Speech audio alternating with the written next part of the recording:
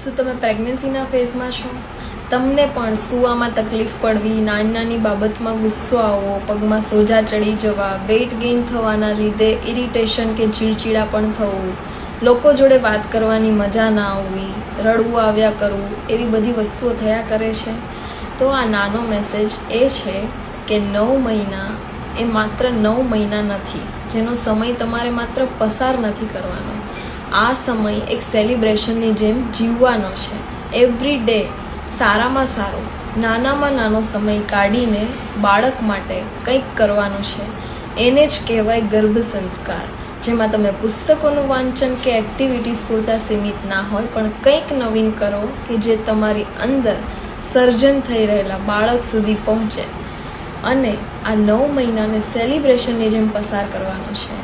એ દરેક માતાની ફરજ છે.